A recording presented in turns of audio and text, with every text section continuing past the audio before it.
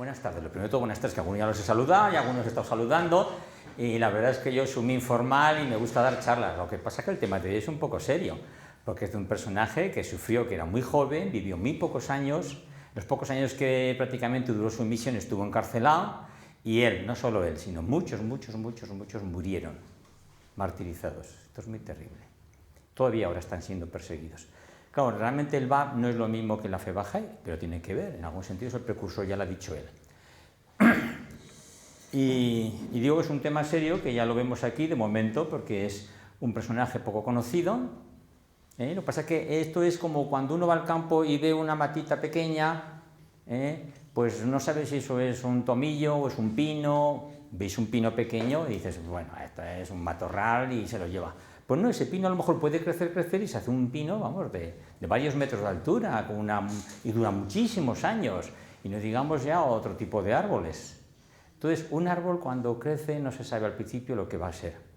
De hecho, en la historia ha habido muchos fundadores de religiones, muchos reformadores, muchos movimientos, muchas personalidades muy importantes, y cada una de ellas siempre nos puede decir algo. Como grandes músicos ha habido tantos poetas, pero luego al tiempo vamos sabiendo cuáles son los clásicos, cuándo es un gran personaje, un gran músico, un gran pintor.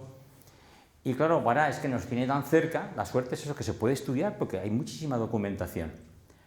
Pero no es casi conocido, ni el Bab, ni Baha'u'lláh, que ya lo ha mencionado él, que yo solamente voy a hablar del Bab, ni siquiera qué es la fe Bahá'í, porque el Bab fundó una religión muy importante, pero que duró solo 19 años. Una religión cortísima. Hay otras religiones muy importantes, claro, conocemos el judaísmo, cristianismo, islam, lo conocemos todos. También conocemos el hinduismo y el budismo.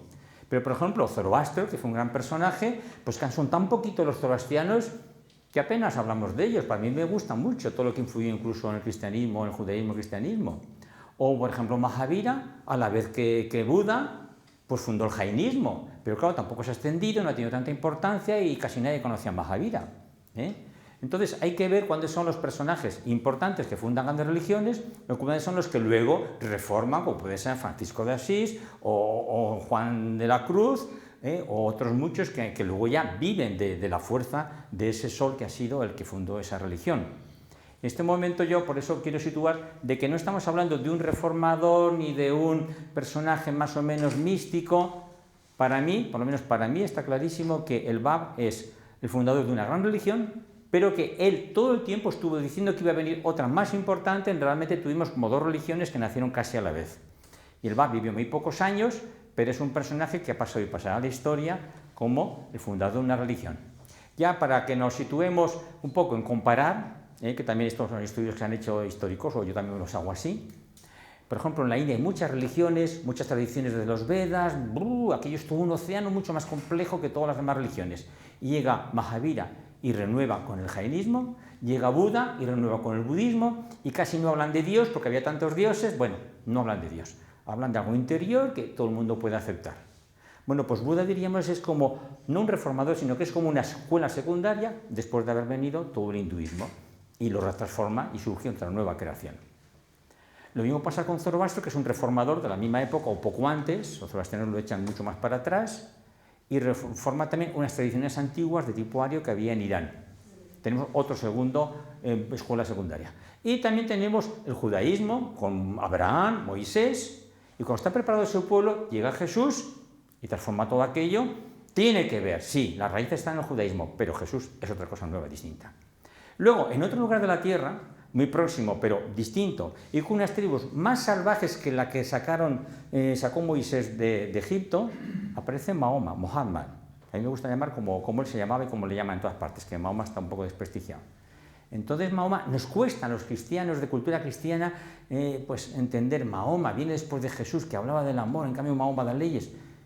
Volvió al monoteísmo absoluto, que estaba perdido, y volvió a renovar muchas cosas que el cristianismo había caído ya. Eso sería otro tema. Pero Mahoma viene a hacer un papel más parecido al de Moisés, porque tiene que aquellas tribus, educarlas, les da unas leyes, y no solamente, sino que trae una cultura tremenda que no acabamos de reconocer los occidentales, que realmente el Renacimiento nos vino a través del Islam. Hay quienes dicen que no, que los musulmanes no hicieron nada, más que copiar. Bueno, pues trajeron todo lo griego, la filosofía. Bueno, sería también otro tema distinto. Muy importante, y sobre todo a mí me gusta mucho estudiar, que quiero estudiarlo más a fondo, Asín Palacios, un sacerdote, paisano mío aragonés, yo soy de Aragón, que estudió mucho de todo este tema. Y estudió cómo el cristianismo influyó en los sufís y cómo los sufís o el misticismo iraní influyó en Santa Teresa de San Juan de la Cruz. Eso es también evidente. Bueno, pues ahora yo me gustaría situar que lo mismo que Jesús renueva la religión de Moisés, Buda renueva el hinduismo y todo aquello que era todo un mare magnum que los occidentales llamamos hinduismo, el Islam lo renueva el Bab. El Bab es como Jesús dentro del mundo musulmán. Y lo transforma totalmente de arriba abajo. Y de tal manera lo transforma que su vida, además, es muy parecida a la de Jesús, y además su vida fue perseguido y tenido por un hereje terrible, y fue, vamos, azotado, juzgado, los sacerdotes, vamos, dieron ya su edicto de muerte, todo esto lo voy a contar ahora si me da tiempo, y luego tus seguidores los torturaron de las formas más atroces, y yo no he conseguido imprimir un texto, pero me gustaría también para situarnos la importancia, y la sacaré aunque sea de aquí. ¿Qué paso tenemos estos aparatejos? A ver dónde dice que he encontrado Renan. Ustedes saben este autor que quizás lo conocen, en fin, la Iglesia no lo vio con buenos ojos, pero era un hombre que dentro de su racionalismo, de su visión escéptica no creyente, pero él escribió un libro, Jesús, en el cual habla de la humanidad de Jesús como el personaje más maravilloso que ha habido en la historia, desde el punto de vista, por lo menos incluso humano. Y luego también otro libro, Los Apóstoles, hablando de los primeros apóstoles y de cómo hay personas que en un momento dado creen en algo importante que trasciende la vida normal de las personas y cómo están dispuestos a dar su vida. Y dice, hay un movimiento nuevo, es que esto está escrito, y el libro que tengo aquí precisamente es publicado en 1868. Si tú ven que el Bab nace en 1817 y es fusilado en 1850. Y todas las persecuciones que tienen sus discípulos son o antes de morir él o pocos años, 2 años después. Entonces dice, el babismo en Persia ha sido un fenómeno notable por otro estilo. Un hombre pacífico y sin pretensiones alguna, una especie de Spinoza,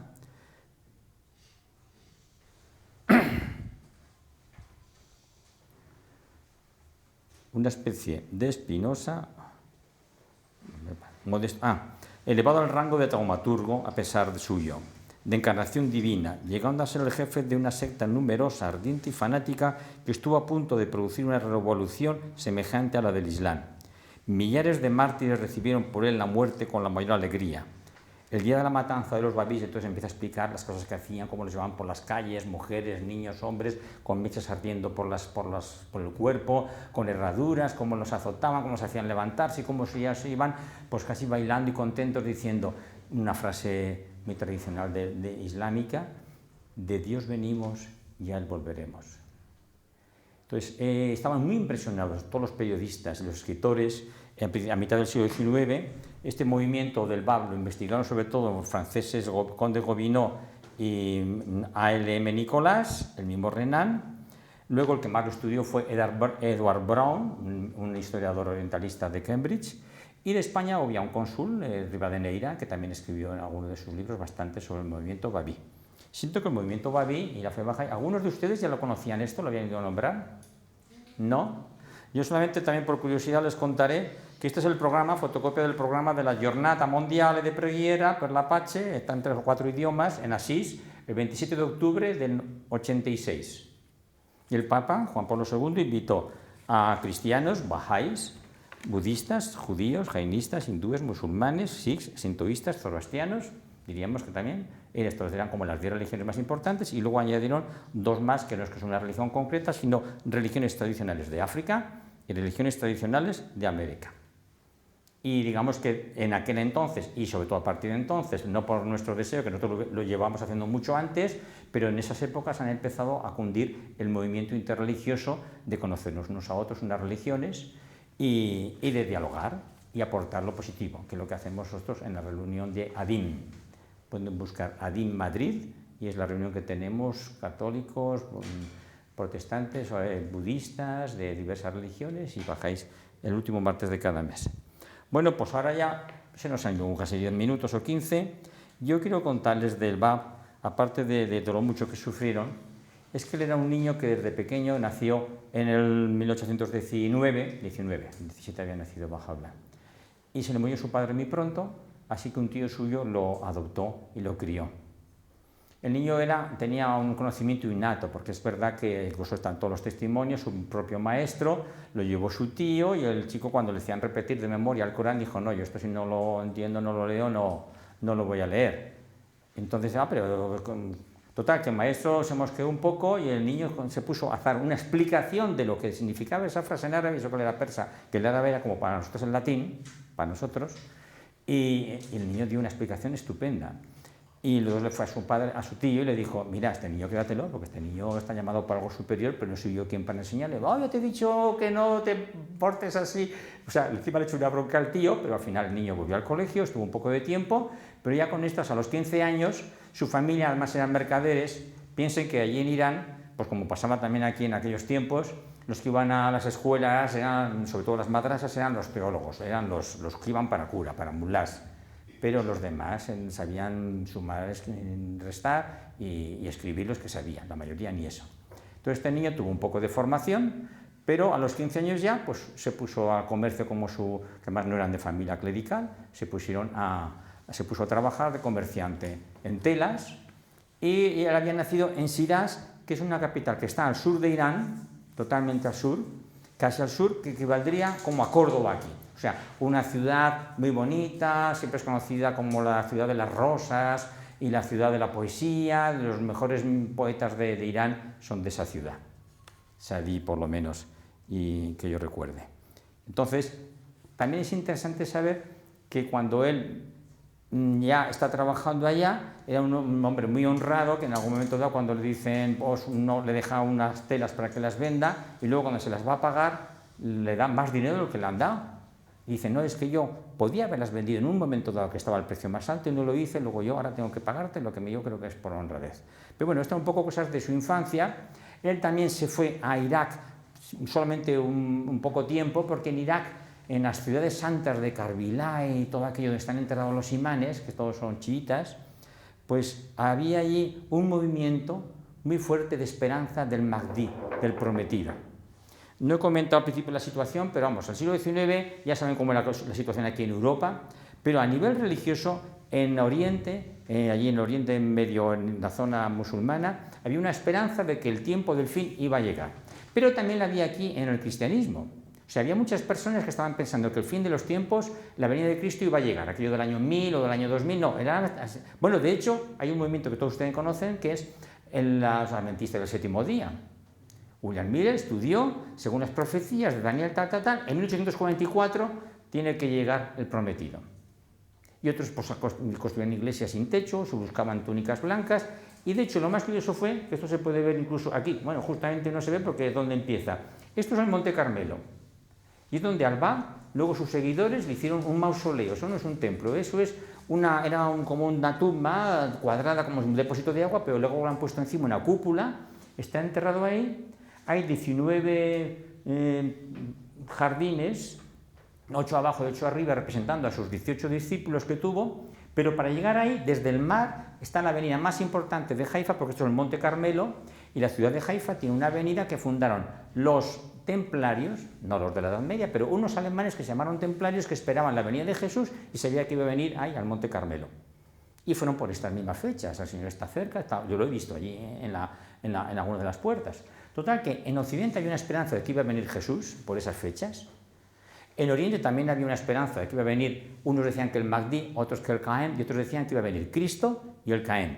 Iban a venir como dos personajes, pero no sabían el qué. Y entonces los que más habían estado en las escuelas de teólogos en Irak, y el Bab va allí a visitarles, pero no dicen nadie nada. Y cuando luego ya él está todavía como comerciante en Bushehr, que es el puerto al sur de Irán, pues los de aquellas grandes escuelas estaban esperando a la venida del prometido, el discípulo del principal, luego él tiene otros discípulos, y entonces cuando se va a morir les dice, dispersaos, tenéis que ir a buscarlo, pero no les dice dónde. Entonces salen por todas partes a buscarlo, y aquel Bab, que en realidad se llamaba Ali Muhammad, pero él adoptó el nombre de Bab, que significa puerta, porque su principal misión era servir de puerta para otro que iba a venir más importante. Entonces, cuando llega uno de estos sacerdotes, que eran casi todos sacerdotes, o mulás, o clérigos, que estaban en esta escuela esperando a la venida del prometido, se dispersan y llegan a esa ciudad de Shiraz. Este señor, que ya había estado 40 días en ayuno y haciendo oraciones en una mezquita con su hermano y su sobrino. Cuando llega a la ciudad de Shiraz, antes de entrar a la muralla, se despide de ellos y dice, bueno, luego nos veremos en la mezquita. Y se queda por allí paseando al atardecer, un atardecer muy precioso. Es una fecha muy importante para los babíes y para los bajáis, el 22 de mayo, la noche del 22 de mayo de 1844. También es curioso, en 1844, en el calendario musulmán es 1260. Y 1260 es un número que en el Apocalipsis sale montones de veces, porque es un tiempo, 2 tiempos, medios tiempos, son 36 meses, era una fecha que todo eso lo estudiaban mucho, tanto los cristianos como los musulmanes. Pero entramos en la historia de ese atardecer. Ya hablo deprisa porque tendría como muchas cosas que contar, pero aún me dará tiempo un poquito. Y en ese atardecer, este mulá, que también era un joven, no llegaba a 30 años, se encuentra con un joven mucho más joven, bueno, más joven que él, que tenía pues 24 y medio, que era el Bab, que ya había vuelto de Busir y de aquel otro viaje, había dejado todas las cosas, había dejado bien las cuentas para sus tíos que las siguieran llevando, y entonces vuelve allí a Shiraz, se encuentra con él y le dice, oye, vente a casa que te invito. No, es que he quedado con mis amigos, no, déjalo en manos de Dios.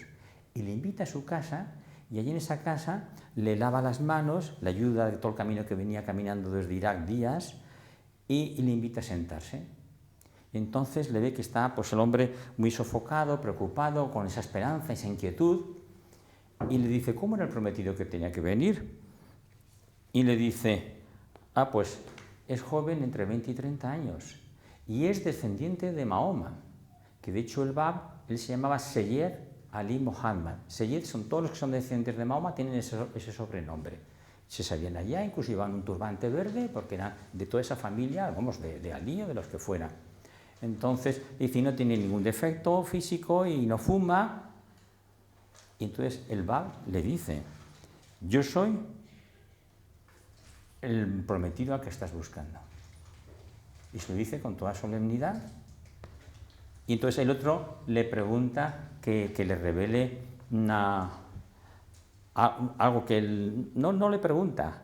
Estaba esperando que cuando encontrara al prometido le preguntaría que le hiciera una revelación, toda una explicación completa sobre el Sura de José, uno de los capítulos del Corán que trata toda la historia de José, aquella de la Biblia tan bonita. Entonces, antes de que él le pregunte, primero queda admirado de que él diga que yo soy, y antes de que luego le pregunte, empieza a escribir, que además también esa virtud, durante los 6 años escribió muchísimo, y escribía, que vamos, que a veces luego ya no daba tiempo al amanuense de copiarlo, y él mismo estuvo escribiendo, y estuvo luego leyéndoselo, con tal que lo que más irradió a todas las personas, también le dijo luego que otros 18 más le seguirían, le buscarían sin que él dijera nada, y que luego miles de personas le siguieron y dieron su vida, y muchos de ellos, incluso grandes mulás que envió incluso el Shah para ver qué era aquello, y se convirtieron también, era viendo su cara, su figura, viendo su mirada, viendo su amabilidad, y sobre todo también leyendo que solamente fuera un trozo pequeño de texto. Lo veían y a ellos les sonaba como si eso fuera tan potente como el Corán que había revelado Mahoma, y que era capaz de escribir pues, miles de versos en muy poco tiempo. Aquella noche fue avanzando, y ya cuando quiso salir a la madrugada, dijo, ¿a dónde vas? Parecerá que estás un poco loco, espérate, y ya te calmas, y luego ya podrás marcharte a buscar a tus amigos, y tente seguro que otros 17 más van a acudir como tú. Y en 40 días fueron acudiendo por diversos motivos. La única persona que no acudió, que al final eran 18, fue una mujer, que esa la designó el Bab, él personalmente, una mujer importantísima también en la historia no solo de la fe baja, sino también del feminismo y de la historia de las religiones, que era Tahere, la pura. Era una mujer, hermana y esposa, hija de sacerdotes, pero que ella había tenido una formación como un cura, que vino una señora a explicar todo un libro, la mujer que sabía leer, y que ella educaba a muchas mujeres, entonces fue un papel importantísimo que tuvo esta mujer, y ella pues incluso tenía que dar las charlas detrás de un velo. Pero claro, cuando le llega un momento que ya se convence todo lo del Bab, llega un momento incluso se quita el velo delante de todos los demás condiscípulos, y algunos que ya les entra el pánico, ¿no? Pero esa mujer luego al final también la meterán, se vestirá de novia el día que la quieran matar, y la ahorcan con su propio pañuelo y la meten en un pozo y lo rellenan de piedras. Es la historia de Taher. que es la única mujer que está. Los demás eran casi todos mulás. Yo tengo aquí que eran pues como 10 mulás, 7 laicos y esta mujer. Aparecen pues estos 18 discípulos, en aquel momento están 17, a uno de ellos lo mandan seguir de Irak para que vaya a comunicar a aquellos que estaban esperando que él era el prometido, y les dice unas palabras que sí que me gustaría por lo menos de aquí leerles algo, que precisamente él se dirige a estos discípulos en el mismo tono en que recordando mucho a Jesús, porque él se identifica de alguna manera, se identifica con Jesús que tenía que venir, no solamente para los musulmanes, pero era como el retorno de Cristo, pero esto ya nos llevaría también a otro capítulo. Oh mis queridos amigos, sois los portadores del nombre de Dios en este día. Habéis sido elegidos como los depositarios de su misterio. Os incumbe a cada uno manifestar los atributos de Dios y ejemplificar por vuestras acciones y vuestras palabras los signos de su rectitud, su poder y gloria.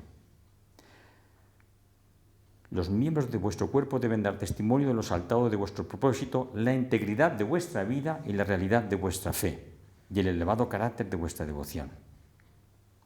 Sigue adelante y recuerda luego las palabras de Jesús. Meditad las palabras de Jesús a sus discípulos cuando los mandó a propagar y cumplir su misión. Y él, claro, hace como una perífrasis, no lo cita exactamente, pero vamos, lo comenta. Sois como el fuego que en la oscuridad de la noche ha sido encendido en la cima de la montaña. Que vuestra luz brille ante los ojos de los hombres. La pureza de vuestro carácter y el grado de vuestra renuncia deben ser tales que los puros de la tierra puedan, por vuestro intermedio, reconocer y ser atraídos al Padre Celestial, quien es la fuente de pureza y gracia. Porque nadie ha visto al Padre que está en los cielos. Vosotros que sois sus hijos espirituales debéis ejemplificar por vuestras acciones sus virtudes y ser testigos de su gloria.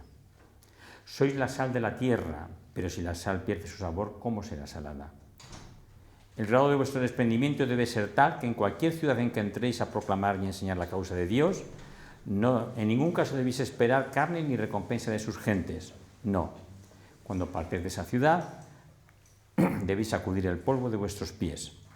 Así como habéis entrado en ella puros y sin mancha, de igual manera debéis partir de esa ciudad, porque en verdad os digo, el Padre Celestial siempre está con vosotros y os cuida.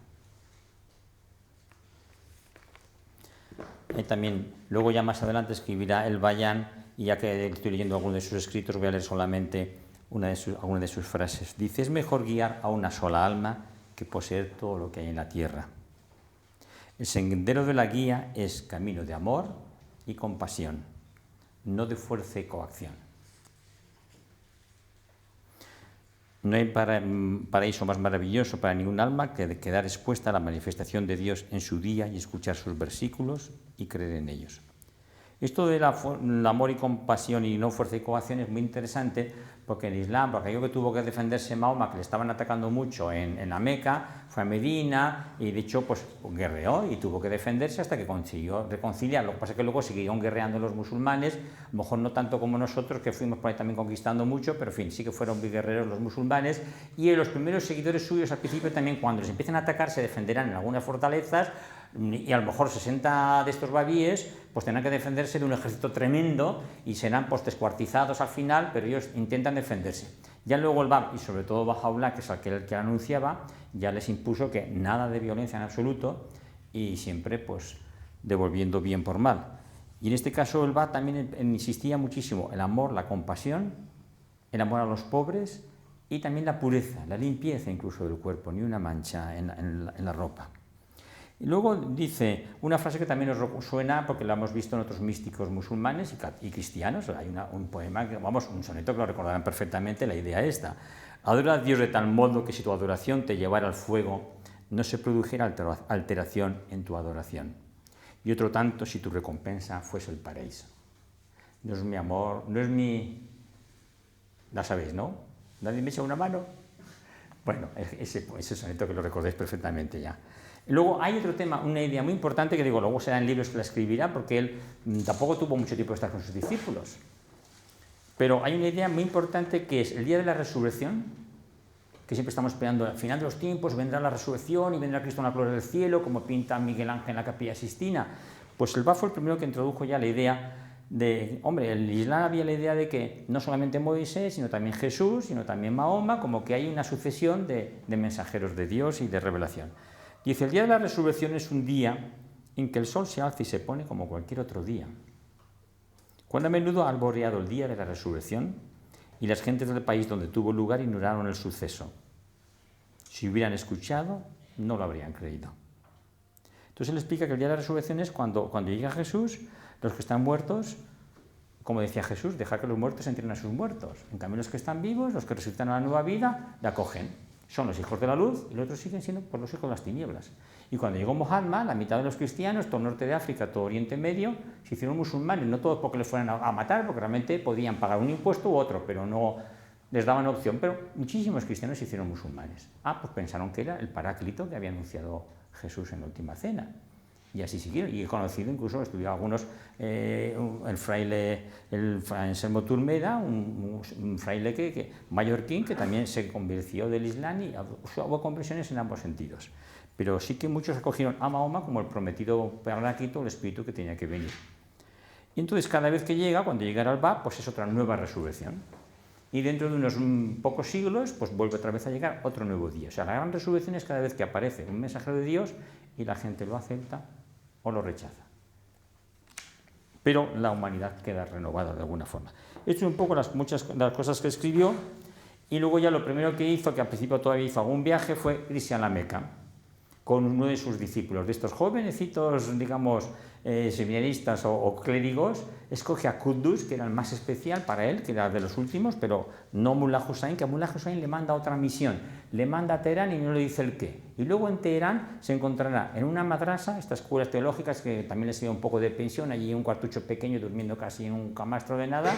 Allí luego al final se va de referencia, no sé cómo, de un noble que vivía en el norte, cerca del mar Caspio, que era una familia noble, una familia muy rica, hijo de un visir, de un gobernador, y que este señor era un hombre que se dedicaba ya con su esposa, un hijo, se dedicaba a ayudar a los pobres, que era una persona muy especial, que no había querido tampoco entrar en la corte a trabajar como le habían ofrecido al lado del Shah. Entonces, este es el que sería Baha'u'llah. Y entonces al-Bab le dio una gran alegría cuando Baha'u'llah le regaló a través de este mensajero, de este discípulo, pues un pan de azúcar cruzo y un poco de té.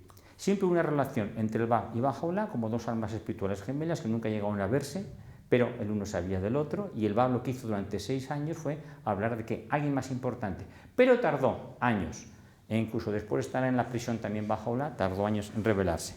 Entonces, aparte de mandar a este discípulo primero que le encontró aquel atardecer a buscar este nuevo mensajero que ya se anunciaba, y a otro lo había mandado a Irak, la poetisa Tájere no la llegó a ver tampoco, nunca se llegaron a ver, pero vamos, ella quedó convertida totalmente hasta dar su vida solo con ver sus escritos. Entonces él con este discípulo joven se va por Bushir también, que es el puerto del sur, en un barco. La historia del barco también es muy curiosa porque lo pasaron fatal, el Bab dijo ojalá un día se mejoren las comunicaciones porque vamos, tuvieron mareos, tormentas, y sobre todo tuvieron una persona tan insidiosa con todo el mundo y sobre todo con este joven, con el Bab, que ya el capitán, decidido ya, vamos, lo condenó a tirarlo por la borda. Entonces tuvo que ser el mismo Bab que al que más había molestado, el que le pidió perdón por él, porque si no es que ya, vamos, el capitán se había hartado. Y lo interesante de esta historia es que llega a la Meca, el sitio más importante para los musulmanes, y él allí llega donde está la piedra sagrada, la Kaaba, y se agarra a la anilla de la puerta, y allí dice en voz bien alta, yo soy el Bab. Bueno, ¿dónde lo tengo? Sí, allí anuncia, no tengo aquí la palabra exacta, pero él anuncia allí que yo soy el prometido. Y lo dijo en voz alta cuando había miles de personas, pero vamos, nadie se enteró. Se supone que no. Luego habló con el sheriff, digamos que es como el responsable mayor de toda la... Como está el guardián del Santo Sepulcro, que es siempre un franciscano, pues allí estaba el sheriff, que era el jefe de la Meca, y también le habló. Luego algunos dijeron, sí, vimos uno que allí dijo que era mensajero de Dios, que esperábamos los musulmanes, pero nadie le hizo ni caso. Y ya, digamos, la historia tremenda empieza cuando ya luego él regresa y está todavía en Busir y se entera de que el gobernador de la ciudad ya ha visto que había un poco de movimiento herético y entonces manda toda una escolta que vayan a buscarlo. Y él ya ha salido de Busir, del puerto, y está yendo hacia Shiraz, que está pues como de Cádiz a Córdoba, menos, y está por el camino y se encuentra con la escolta. Y le pregunta, ¿a dónde vas? Y creo que el jefe de la escolta, entonces el jefe de la escolta, ¿a dónde vas? Dice, yo vengo a entregarme porque soy la que tú estás buscando. Y luego también se ve una cosa muy curiosa, que el jefe de la escolta, que luego el jefe del gobernador en las cárceles donde esté, siempre al final los guardianes que tenían que ser los más severos con él, al final quedan transformados, no se sabe por qué, pero vamos, ese don espiritual que él tenía. Y entonces él se ofrece, y entonces en vez de llevarlo a rastras o llevarlo encadenado, lo suben en un caballo y tal como iba, van ya así solemnemente y llegan a la ciudad. Y esto es cuando llega ya otra vez a su ciudad, en Shiraz, y aquí es donde se le obliga a estar arrestado en el domicilio de su tío, porque ya veían que había muchos discípulos que le seguían. El Shah manda al sacerdote más importante que tenía, un anteólogo, para que investigara, y en cuanto llega allá, también le pasa casi lo mismo que aquel primero, que llevaba en su cabeza preguntarle un comentario sobre la sura del Kautar, un capítulo también por lo visto muy difícil, porque se han dedicado los teólogos musulmanes siempre a elaborar interpretaciones, como los rabinos con la Biblia. Y entonces, antes de que él se lo pida, el Bab empieza a escribir y a dictar y a escribir y leer luego con una entonación muy especial, como semitonando, el comentario de la sura. Entonces, este hombre, que había sido un teólogo que venía precisamente para ver cómo era esta secta tan rara, quedó totalmente convertido. Ya luego él le llamó el único, y fue él y unos cuantos más discípulos suyos los que murieron en alguna de estas persecuciones que hubo posteriormente. Luego ya el gobernador ya ve que a este hombre hay que encerrarlo y manda que lo arresten, y el mismo jefe aquella noche ocurre una gran peste de cólera, y entonces el policía, el jefe de policía que tenía que arrestarlo, y vuelve a su casa y se encuentra con que sus dos hijos están a punto de morirse.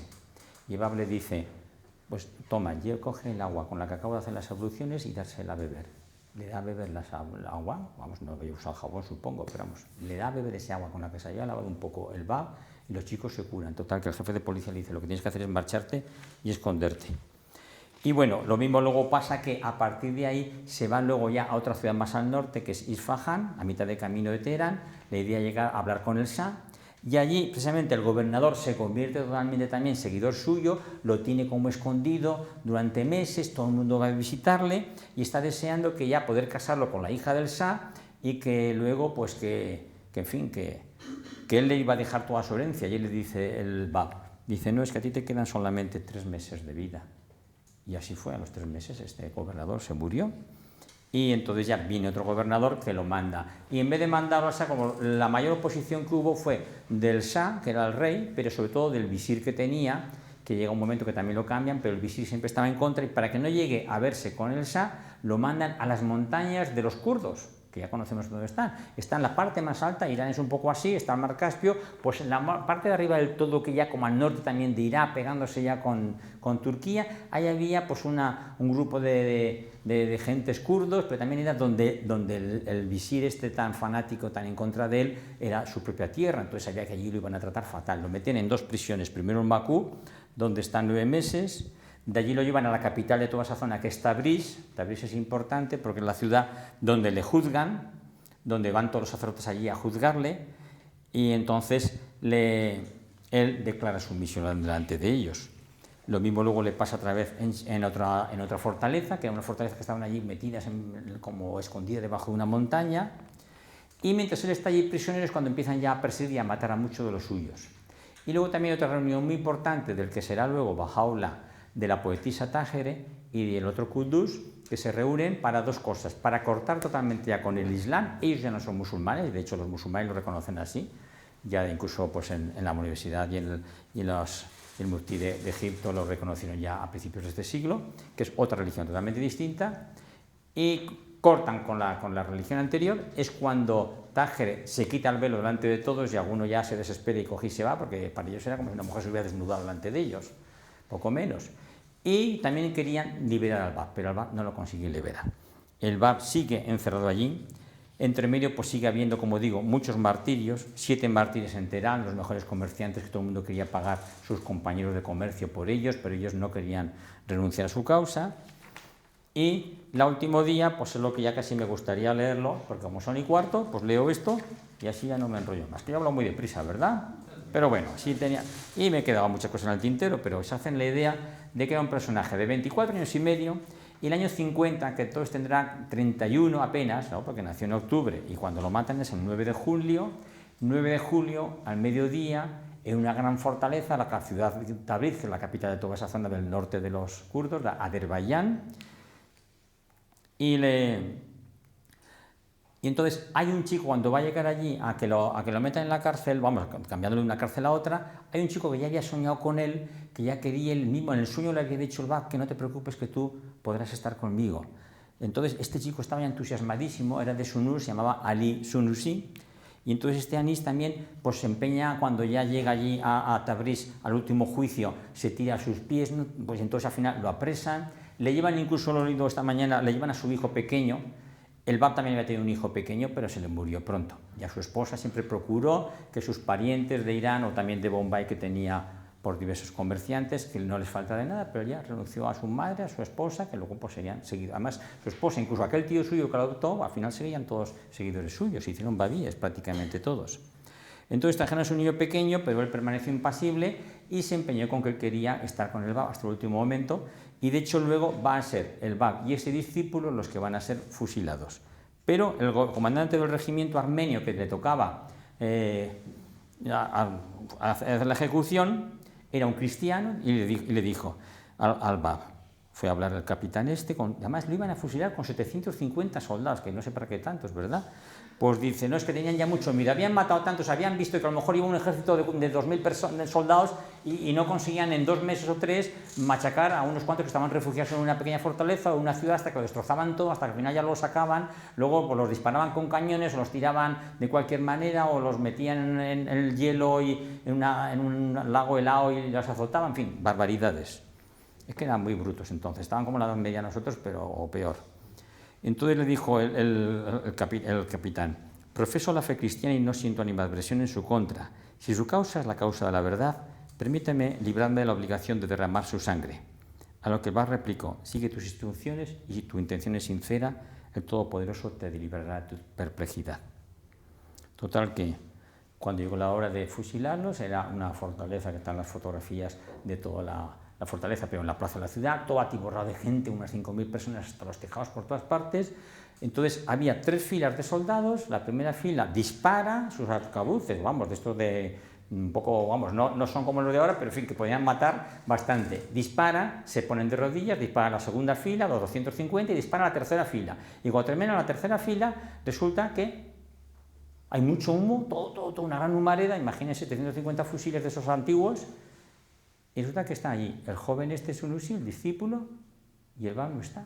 Entonces, milagro. Resulta que él van buscándolo desesperados, qué ha pasado, qué ha hecho, qué milagro es este, y resulta que está otra vez en la celda. Él había dicho al carcelero que hasta que no terminara de dictar lo que tenía que hacer, de alguna forma como decir, bueno, yo muero, además lo había anunciado ya varias veces que iba a morir, entonces ya es cuando ya lo vuelven a coger por segunda vez, lo llevan, pero este batallón de armenios cristianos ya esos cogen y se van, no quieren saber nada, El mismo carcelero tampoco, ya huyó y no volvió en su vida.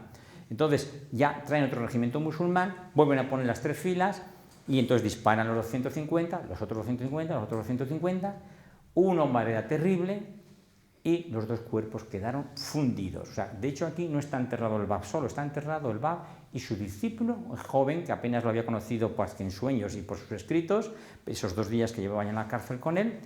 Entonces había reclinado la cabeza sobre él, que estaban colgados así de unas cuerdas, y quedaron tan fundidos con la metralla que ya fue todo como un bloque todo de metralla y carne y huesos, pero las caras quedaron bien. De hecho, luego el cónsul ruso mandó que les dibujaran las caras, los tiraron por allá en una fosa de la ciudad, dejaron unos soldados para que luego nadie los recogiera los cuerpos, pero a través de un intermediario, digamos, no babí, pero alguien que tenía poder en la ciudad, consiguió que unos señores, digamos, un poco fuertes como fuera, delante de los soldados cogieron los 2 cuerpos fundidos, como estaban, se los llevaron y estuvieron escondidos hasta el 1905, creo que fue, que de un sitio a otro iban escondidos y consiguieron traerlos aquí. 50 años prácticamente, o 53, nadie sabía nunca dónde estaban. Y entonces ahí es el momento que ese día, también, esto sí que me recuerda, le habían dado varios golpes, le habían azotado como allí hacen en los pies, que es muy doloroso. En un momento también se les había ido la mano y les habían dado la cabeza un golpe.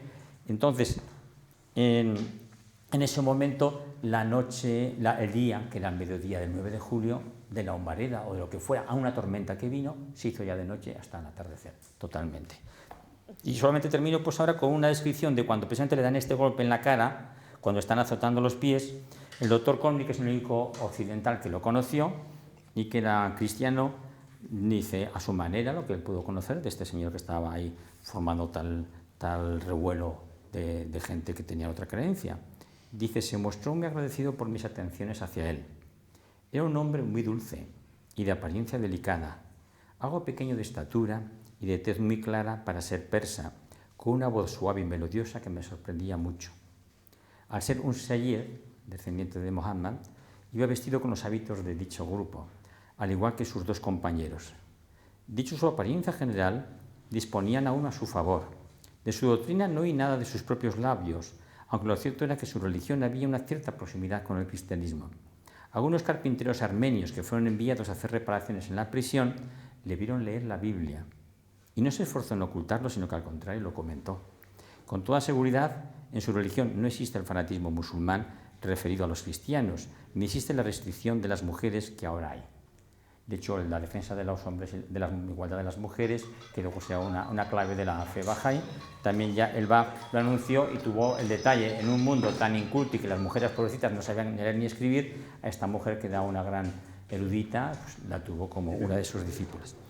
Y hasta aquí, el 9 de julio de 1950, termina la vida del Bab. Yo ya llevo 3/4 de hora casi hablando, así que ahora, si nos quedan 15 minutos o 20, lo que nos dé de sí, para que me hagan preguntas, ¿eh? Y yo ya no traigo más textos porque me los he dejado todos por ahí en el tintero.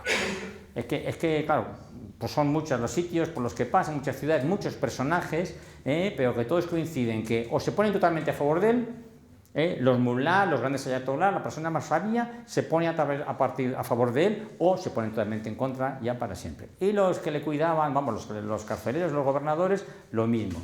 Tenía un imán especial. Y ya digo, miles de personas lo siguieron sin haberle visto prácticamente, porque menos aquel viaje que hizo hacia la Meca y luego un poquito más, pues ya estuvo 6 años de prisión en prisión hasta que lo fusilaron y murió. Y 20.000 personas se han contado que dieron su vida en aquellos años, y ahora ya, también hablando de persecuciones, no han cesado. O sea, el Bab hizo para mí 2 o 3 sacrificios importantes. Uno, que perdió a su hijo cuando tendría a lo mejor 1 año o 2, que es algo muy triste. Lo sé por experiencia. Y también le pasó a Bahá'u'lláh, y luego dio su vida con su discípulo porque lo mataron, pero luego para mí un sacrificio muy importante es que él creó una gran religión, renovó el Islam, podía haber durado varios siglos o toda la historia su religión, pero él continuamente estuvo, el último escrito que envió, sus sellos, sus escritos, y los mandó a este Bahá'u'lláh, que todavía era un personaje secreto, y le mandó como con la caligrafía persa muy especial, en una estrella que parecía casi una mancha, 500 versos en los cuales hay como 300 significados de la palabra Bahá, aludiendo continuamente que no había dicho más que aquel a que Dios manifestará, pero cuando luego Bahá'u'lláh, 19 años después, se revelará en Bagdad, cuando haya sido desterrado, entonces es cuando se descubrirá el por qué él había estado hablando siempre de él. En esto terminamos la historia, y ya si alguna cosa quieren preguntar, por lo menos a partir de ahora que sepan quién es el Bab. Si buscan en Wikipedia hay muy poquito, pero se puede buscar más cosas, y si buscan en Bahá'u'lláh sí que de él hay un poco más. Y claro, la religión suya, como digo, duró 19 años, porque luego cuando apareció Bahá'u'lláh, prácticamente todos los babíes, muchos habían muerto, pero todos los babíes que quedaban en Irán y en Irak, pues todos siguieron a Bahá'u'lláh. También digo sus divisiones, hubo quienes sí, quienes no, porque hasta 18 o 20 se presentaron, pues yo soy el que el Papa ha prometido, no, soy yo. Y cada uno pues pensaba que era él. Pero vamos, luego Bahá'u'lláh ya tuvo una personalidad que vamos, ya es deslumbrante, porque él vivió 40 años desde que empezó su misión hasta que murió en Tierra Santa, que aquí, enfrente del Monte Carmelo, está San Juan de Acre, la peor prisión que tenían los turcos, y es donde lo enviaron. Por eso están los bahá'ís en Tierra Santa, no porque hayan querido ir allá a Tierra Santa, a un sitio muy bonito, sino porque es que lo llevaron prisionero y ahí murió. Y ahí también está enterrado, no en este sitio, sino al otro lado de la bahía, cerca de la fortaleza donde estuvo preso toda su vida. Bueno, me siento para que a ver si yo me callo, y ustedes, ¿alguno se anima a preguntar? Propagó la fe de Mahoma, del Dios del Islam. El Dios del Islam. Es verdad. ¿El Dios del Islam cuál es? Alá. Alá, no, Alá es Dios en árabe. Sí, Es que es el mismo. pero que él lo siguió. Él vivía en un ambiente musulmán. Lo mismo que Jesús siempre ha hablado de la Biblia y hablaba de los personajes, de Elías. O sea, Jesús está en un ambiente judío y les habla a los judíos, y él es judío y les habla del judaísmo, incluso dice que no ha venido para otros pueblos más que para los judíos. Eso en principio. Entonces, el Bab habla dentro del mundo musulmán, habla del mismo Dios de todos, ya ha visto el Padre Celestial, solo que en árabe se dice Allah. También en inglés se dice God, pero los ingleses no creen otro Dios que nosotros, ¿verdad? No, es el mismo. Los católicos, cuando en Israel, estuve con unas monjas ahí mismo, en el Monte Carmelo, dice, cuando viene el cura católico, vamos, claro, católico, porque ya son monjas católicas, a decir la misa en francés, pues lo dice en francés, Dieu. Pero cuando viene el palestino como nosotras, pues nos hace la misa en árabe, y claro, dice Alá. O sea, que el Evangelio, cuando hablan de Dios, el Evangelio, y cuando se dice en la misa, Alá es el mismo Dios. Pasa que hemos tenido a veces la idea como que fuera otro Dios. Él habla dentro del mundo musulmán y habla de Mahoma, pero habla de alguien que vendrá y que de hecho luego Bahá'u'lláh es el que ya explicará que él no viene solo para el Islam, viene para unir y entenderse con todas las religiones. Esta es la idea clave, es esta, que Dios se ha revelado en unos pueblos a través de Buda, en otros a través de Moisés y Jesús, en otros a través de Mahoma, y simplemente que es un momento que también podemos unirnos todos. Y que si uno sigue por su camino, estupendo. Uno puede ser un buen zoroastriano, aunque sea una religión de hace 2500 o casi 3000 años. Cualquier religión es un camino, pues como puede ser la acupuntura o la medicina de cualquier oriental o de cualquier pueblo primitivo. Todo lo que cubre es medicina. Y todo lo que te eleva hacia Dios o hacia lo trascendente. Y los descendientes de Bab, los que han venido después, Sí.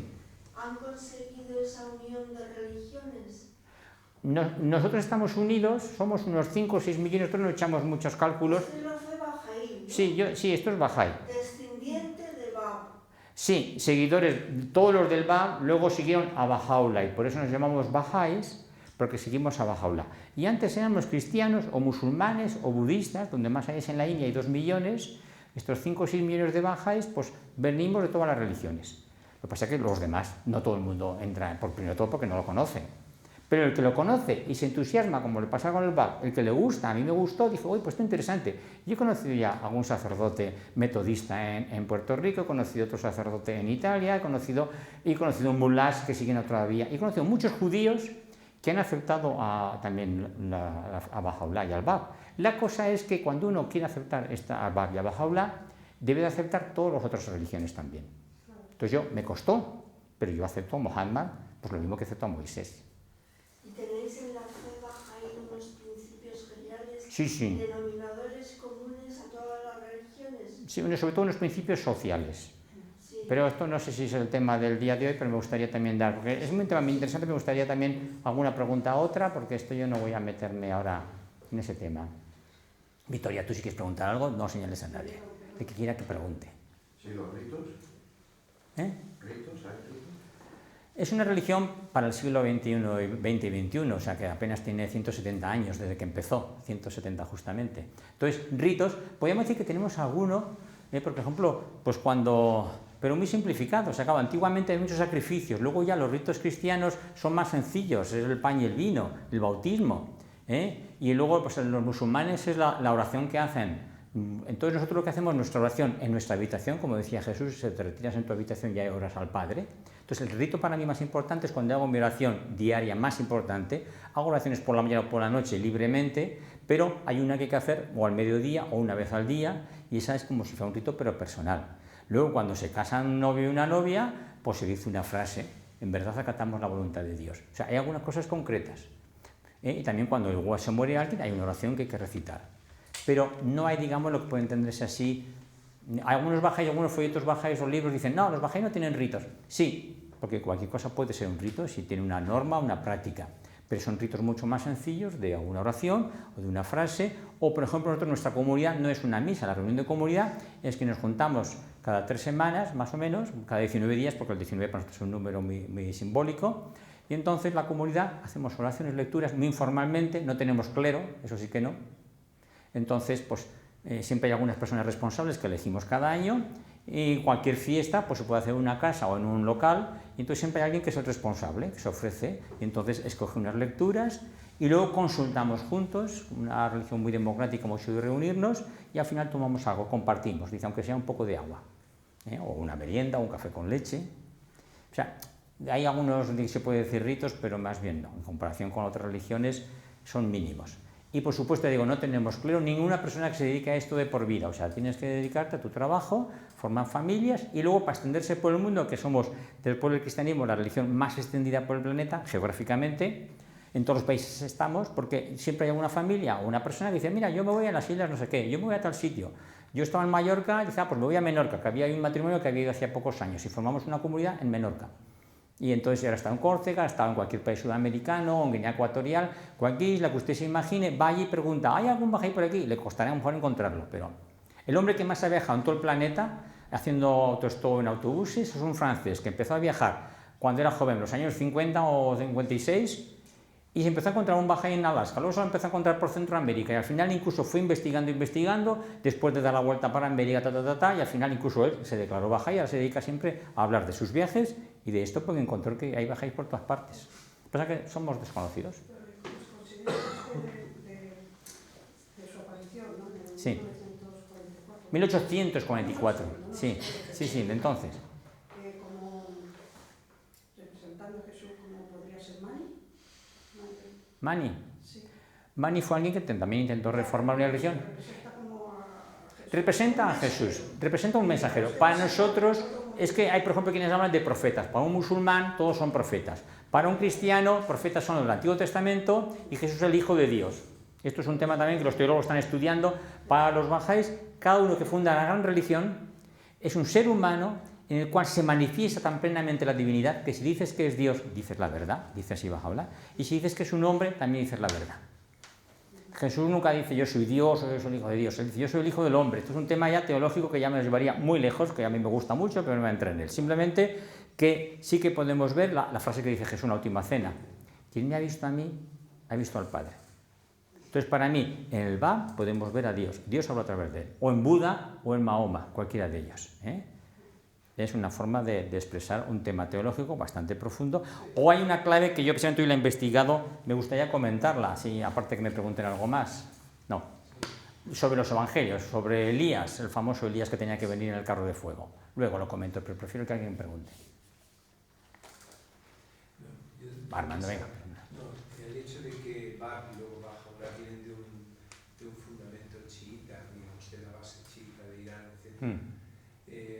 ¿Se nota por algún lado en la fe bahá'í, por ejemplo, la dieta que seguís, tomáis cerdo, no tomáis cerdo?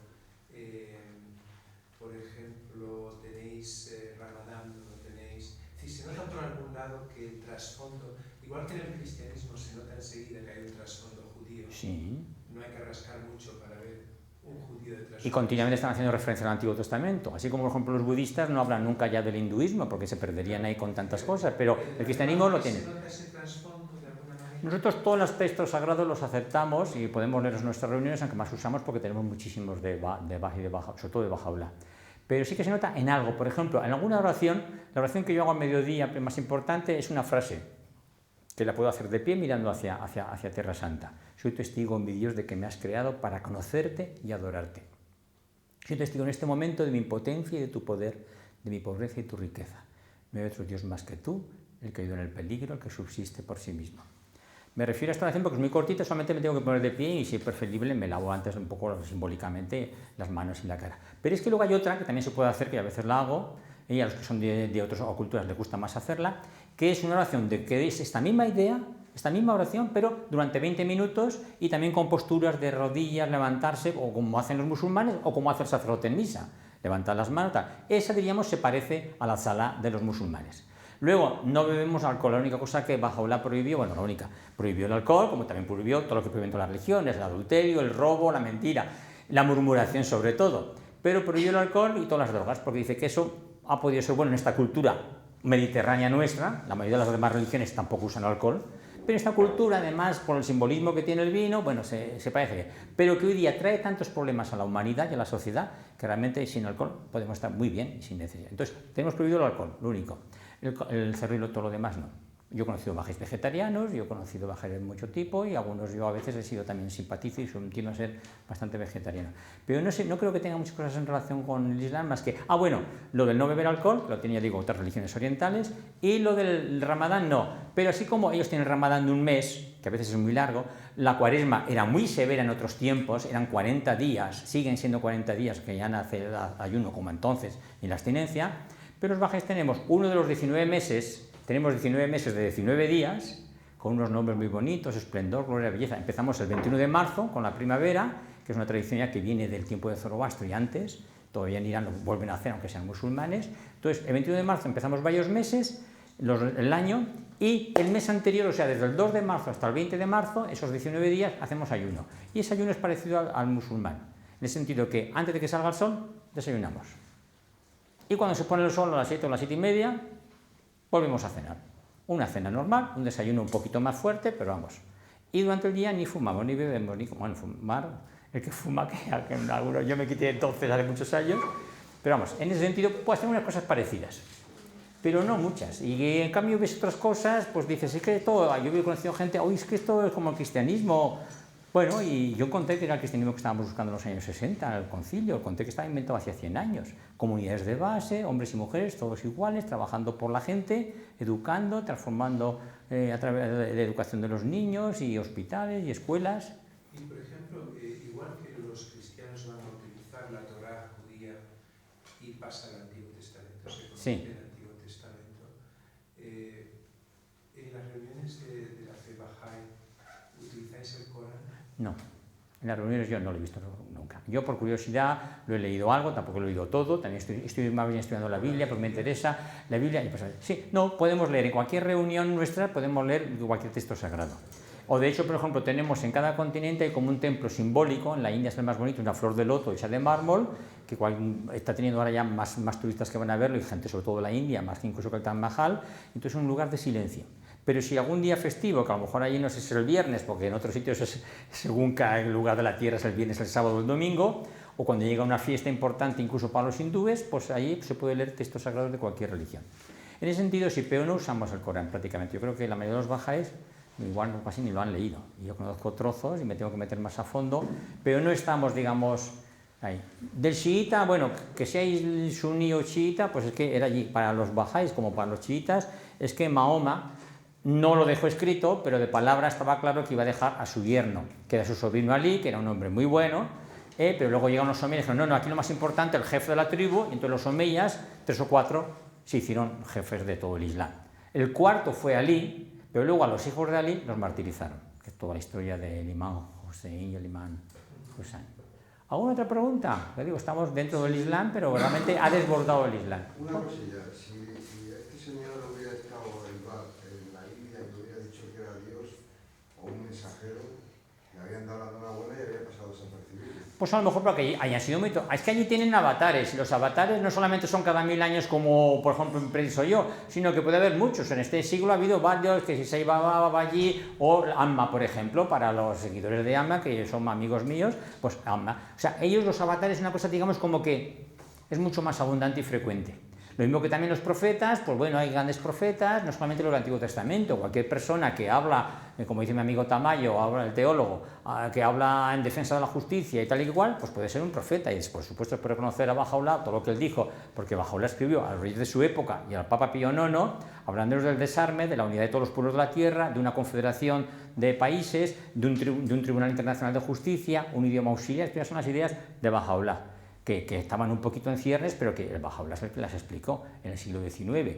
Cosas que, digamos, en el siglo XX las encontramos un poco más explicables, pero que él hablaba, y los reyes de entonces, de Isabel, Reina Victoria o el zar de Rusia, por mi caso que lo hicieron, y Napoleón menos todavía. Pero vamos, que era un profeta, sí, pero que para nosotros ya, la palabra que nosotros usamos no es profeta, que a veces nos suena poco, ni avatar, usamos la palabra manifestación, una palabra que existe también en la Biblia, que es epifanía. Epifaino, faino, mostrarse. Dios se manifiesta. Bueno, y el ejemplo que utiliza es el del sol. Lo mismo que en el mundo material existe un sol, del que no nos viene toda luz y toda calor, si no, no viviríamos ni la más mínima molécula, pues en el mundo espiritual, en el universo, existe un espíritu que no conocemos. Además, el único misterio para los bajá'ís es Dios. Todo lo demás no tiene por qué. Tiene que haber armonía entre ciencia y religión. Pero Dios es un ser misterioso, espiritual, trascendente, que no lo conocemos. Entonces, de tiempo en tiempo, Él se manifiesta en cada cosa. Como el sol se ve aquí verde, y aquí se ve azul y aquí se ve de otro color, el sol se manifiesta en cada cosa creada, muestra uno de sus atributos. Pero en cada ser humano Dios se manifiesta de una forma especial. Somos como charquitos de agua que cada uno de nosotros, yo y cada uno de ustedes, yo, como hacen Namaste los hindúes, pues yo puedo ver ahí que Dios está reflejado y cada persona, me sonría o no, sufra o sea un tirano, pero algo de Dios hay, como una chispa de luz. Pero estos seres tan especiales, que tienen esa potencia de arrastrar a miles de personas y que después de varios siglos, millones de personas, esos es que son los seres humanos tan especiales, elegidos por Dios para que Dios se manifieste en ellos plenamente. Y podemos decir, es que es Dios el que está hablando a través de Jesús y con todo el poder de Él. Y pueden hacer milagros. Nosotros no insistimos mucho en los milagros, los ha podido haber. Pero esa fuerza que tiene el poder de Dios se manifiesta. Por eso son manifestaciones que tienen una posición humana, hijos de su madre, virginalmente como Jesús, o también se habla de Krishna, o pues hijo de un padre y una madre, pero Dios se ha manifestado en él plenamente. Por eso, manifestaciones de Dios. Y hay unas cuantas, las que más conocemos son 5 o 6. Ha podido haber muchas en la historia y habrá otras en el futuro. Esto es como el fin de los tiempos, de tiempo en tiempo. Y a un nivel individual, ¿usted ha tenido la propia señal? ¿Señal? Sí, pues lo que nos está... Mira, hay personas, yo he conocido varias personas, pero más de una. Sí. Yo he conocido personas que antes de conocer la fe baja ya han soñado incluso con el discípulo principal de Bajola, que es un hijo suyo que desde pequeño lo ha conocido, han soñado con él y luego lo han visto, pues esto es lo que sea. Yo no he tenido ninguna vivencia, ninguna experiencia, no. Yo simplemente tuve la intuición. Cuando una chica, alumna mía de Biblia, me explicó esto, dije, pues a lo mejor esto es de Dios. A mí lo que más me gustó fue, yo con el cristianismo sé que Jesús es el centro de la historia, que ha venido para salvar a toda la humanidad. Pero después de 2000 años, Europa, América, que fuimos nosotros allí a conquistar todo aquello, Sudáfrica, los holandeses, Australia, los ingleses con sus prisioneros. Esos son los cristianos principales. Hay cristianos por toda parte del mundo, pero las otras culturas son musulmana, budista, hindú o sintoísta. Entonces estos no son hijos de Dios. Entonces, claro, ahora todo el mundo lo entendemos, estamos en el 2014, pero hace 45 años yo empezaba a intuir lo que decía el Vaticano II. Algunos, si no han conocido nunca a Cristo, no sé si habrá alguien que no lo haya conocido, pues de buena fe hasta puede salvarse, le puede llegar la redención de Jesús. Yo vi que el amor de Dios era grandísimo, que a cada pueblo le había enviado su mensajero. Y que ahora, simplemente porque está en la tierra descubierta, nos pueden mandar uno para unirnos todos los pueblos de la tierra.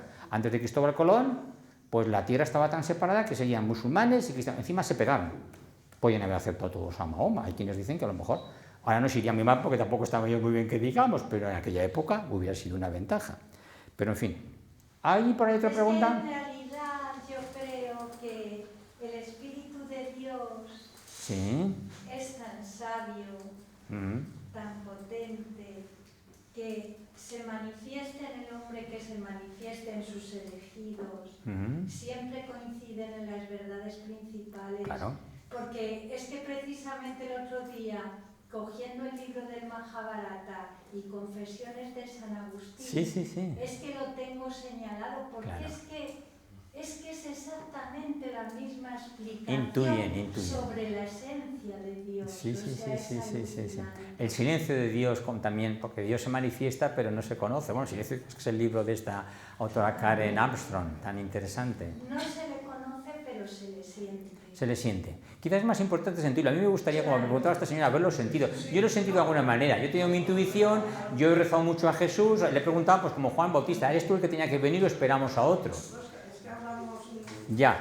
Ahí está el tema de Elías. Yo quería comentarlo antes de acabar, 2 minutos, porque es que cuando Jesús nos da la clave como para aceptar otra nueva manifestación.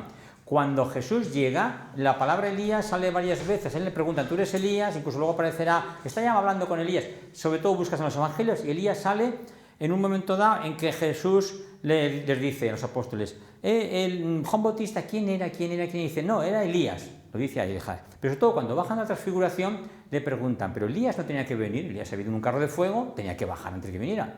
Y dice Marcos, que es el primer evangelio, no, Elías ha venido ya y han hecho con él como han querido. Si fuera por Marcos nos quedamos sin saber más que, lo han hecho. Pero vas a Mateo, Tengo yo aquí Marcos 9 por Mateo 17, te dice las mismas frases, bajan de la transfiguración, los 3 discípulos, pero no tenía que venir Elías, dice, sí, Elías tenía que venir y han hecho con él como han querido. Entonces comprendieron que se refería a Juan el Bautista. Para más dificultad, cuando luego llega Juan, el Evangelio de Juan, el mismo Juan Bautista dice, no, yo no soy Elías. Bueno, Juan lo niega, pero para Jesús, y entonces la interpretación, la pregunta es, ¿Juan Bautista es la reencarnación de Elías? No. ¿Es Elías que se fue en un carro de fuego y aquel señor del siglo VIII antes de Cristo ha vuelto otra vez a manifestarse? No, todo el mundo sabemos que Juan Bautista es el hijo de Zacarías y de Isabel. Entonces, es la personalidad, el poder, y esto Jesús también lo dice en Lucas, dice cuando se anuncia que van a hacer, en el primer capítulo de Lucas, irá delante de él, del Señor, con el espíritu y el poder de Elías. Es el espíritu y el poder de Elías. Entonces, en ese sentido, Bahá'u'lláh o el Bab, que vivieron a la vez, los dos son no son la reencarnación, los dos son el espíritu de Cristo que se ha vuelto a manifestar.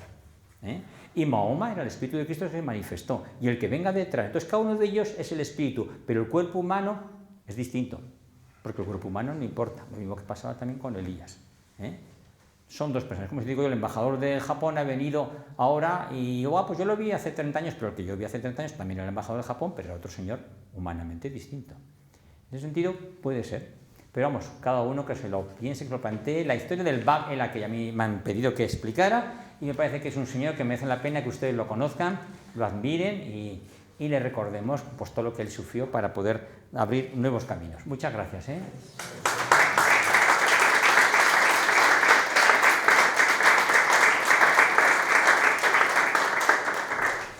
Las 9 menos cuarto, pues nada, a ver si nos dice alguna despedida.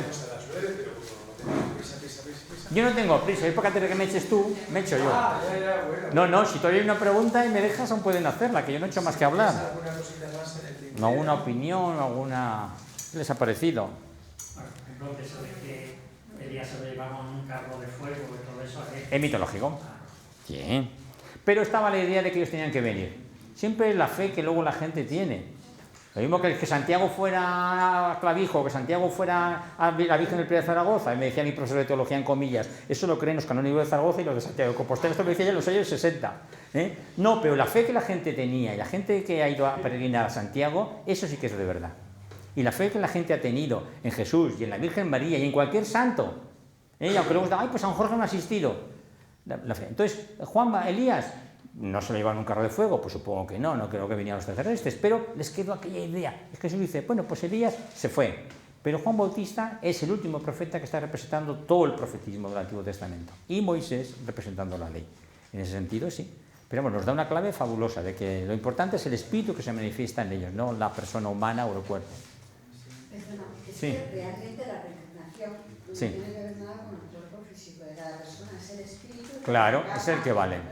Sí. Es lo que vale, el espíritu. O sea, la persona siempre es diferente. Sí, el cuerpo es diferente, el espíritu. Pero claro, el espíritu es el mismo. Tú antes eras otra persona, yo en esto ya tampoco entraría. Es un tema que a mí me apasiona, escribí algunos libros sobre la vida después de la muerte. Me tocó vivirlo muchos años, explicándolo, y es muy interesante la reencarnación que creen en Oriente, la resurrección que creen los judíos, cristianos, musulmanes, los judíos solamente desde los últimos 2 siglos, los fariseos, pero los saduceos no, y el sentido ese de la resurrección que no es física, porque realmente el cuerpo de Jesús es transfigurado. Lo importante, dice Jesús, son como ángeles del cielo, ni ellos ni ellas se casan, se siembra corrupción, se cosecha incorrupción, dice San Pablo. Yo siempre me hago la pregunta, el último dogma de la Virgen que subió a los cielos sin haberse muerto, pobrecita mía, ¿qué le debió de pasar cuando llegó? No sé lo que piensan hoy día los teólogos, pero vamos, es un poco... ¿No, verdad, tampoco? No. Es otro tema. Una pregunta. Luego hablamos. ¿Cuál es vuestra percepción de fenómenos paranormales o algo así? Porque es evidente que tú sientas que tú eres el elegido, solamente lo sabe Dios y tú. Sí. Claro, ¿cómo convences a los demás? Y muchas personas pueden decir, yo soy el elegido. Vale, esto para empezar, que es un conocimiento totalmente intuitivo e incluso más allá. Luego la forma en que él escribe podría ser incluso a escritura automática, de la misma manera que Mahoma no escribe y sin... Pero dicta. En este caso él y Bahá'u'lláh dictaban muy deprisa o escribían muy deprisa. Más allá de lo normal, sí. Tú has dicho, por lo cual indica... Psicológicamente es un fenómeno paranormal, pues puede ser, sí. estás hablando de sueños, me estás hablando de personas que intuitivamente sabían que era el elegido, con lo cual me estás hablando de un montón de fenómenos paranormales alrededor de esta persona. Paranormales en cuanto a que no son normales como tú y como yo, que vivimos en las dimensiones de cada día. Es igual porque Jesús va a tener sus reyes magos y su gente que van a ir también y seguir el mismo ciclo de lo paranormal. Sí. Eso existe en la fe Bahá'í. Si le dais importancia. No le damos importancia. Los milagros. Se acabó con él. No, es que se acabó, no, que tampoco, por ejemplo, milagros sí, ha podido hacer milagros el Bahá'u'lláh, incluso el primer Abdul Bahá. Pero decimos no, porque eso sirve para las personas que están delante, como los milagros de Jesús, pero los que están delante, pero no para confirmar nada, sirven como para llamar la atención. Lo importante es la transformación interior. Eso en cuanto a los milagros. Y los fenómenos paranormales, pues bueno, hay muchos de ellos que se pueden explicar para. Sí, pero cuando tú te encuentras frente al elegido, sí. ¿vale? Esto parece la película Matrix. Sí. Es decir, cuando te encuentras frente al elegido, no vale un razonamiento lógico. No, decir, ha sido por intuición. Es el elegido porque es el más alto, el más guapo, el más listo. Pues como cuando uno se enamora. Correcto, es el elegido. Cuando uno se enamora y está la persona más maravillosa de la tierra, aunque luego a lo mejor te falle. Correcto. Y lo mismo va a pasar con Bahá'u'lláh, incluso más. Sí. Entonces ya no se defiende de una forma lógica, se defiende de una forma intuitiva. Pero mira, hay un detalle que para mí es importante. Por ejemplo, yo digo, el Bab era muy amoroso, tal y que cual, y su escritura era muy bonita. Para mí lo importante es el mensaje. O sea, por ejemplo, yo cuando admiro a Mozart, admiro su música. La vida que llevó él, yo admiro la vida del Bab y de Bahá'u'lláh, y admiro la vida de la Madre Teresa de Calcuta y de Santa Teresa de Jesús, pero ¿qué obra hicieron? Eso es lo importante. A mí lo que me gustó es la obra, y de hecho, la fuerza que tiene, que lo iba a comentar antes, el único filósofo, no sé qué me dijo de otro, pero vamos, el único filósofo que ha tenido atracción a muchos países que han seguido y se llaman así, son los marxistas. O sea, ha habido países y hay marxistas porque siguen a Carlos Marx, el único filósofo que tiene esa fuerza. No hay países socráticos, ni kantianos, ni que sigan a Saussure, ni que sigan. En cambio, hay muchos países, hay una cultura entera que sigue a Jesús de Nazaret. Una persona de que parece que sabemos solo lo que los evangelios escribieron después, lo que San Pablo interpretó, pero Jesús tuvo un atractivo tal que personas, y todavía es una fuente de luz y de iluminación y de transformación y de dar su vida y de hacer miles de cosas a través de él. Y el Islam, muchos lo interpretarán muy mal, o algunos, pero sigue teniendo esa fuerza, y Buda. Entonces, esa fuerza que tiene, lo que decía yo antes, de un gran pino, un gran cedro del Líbano, que te expresan el espíritu con una fuerza de la divinidad. Y luego, cuando tema paranormal, nosotros con el más allá decimos que los demás sigan su camino. Vendrá aquí la de Alancardo y es muy interesante. No, los demás que sigan su camino. Yo, mi esposa, que murió hace un año, y mi hijo, que murió hace unos pocos más, sé que van conmigo, pero yo no hablo mucho con ellos. Una pregunta última, dado que estamos en tiempo todavía. ¿Tú eres el que mandas? No, eso no. Bueno. Manda el tiempo. Pero, Sí. ¿Creéis en la revelación progresiva y, por tanto, puede haber un nuevo Bahá'u'lláh? ¿Puede haber...? No, habrá, sin duda. Lo que pasa es que dice que no antes de 1000 años, dice así, más o menos. O sea, que no salen cada 2x3, como por ejemplo los avatares en la India. No, un mensajero de Dios viene pues cada varios siglos. Te digo, tenemos pues eso, a Moisés, a Zoroastro, a Buda, a Jesús, a Mahoma, que tardó solo 6 siglos y pico en venir, pero es que el cristianismo a partir del siglo IV, la verdad, se fue desviando bastante. Los que no se dejan ver, pero que tengan un efecto social, que transformen y que creen una cultura, que esto Arnold Toynbee, el historiador, lo estudia también fantásticamente, no solo ya de 4 o 5 religiones, no. Todas las grandes culturas y civilizaciones que ha habido tienen siempre un momento en que se derrumban, y cuando se van a derrumbar hay unas semillitas pequeñas de unos nuevos pinos que van a crecer y hay alguien que les da impulso. Y si tiene fuerza, habrá miles y miles de personas que le seguirán y formarán una cultura, una civilización entera. Y si no, pues bueno, pues será uno, pues como decías tú antes, ¿quién? Mani, pues bueno, Mani, ha habido tantos.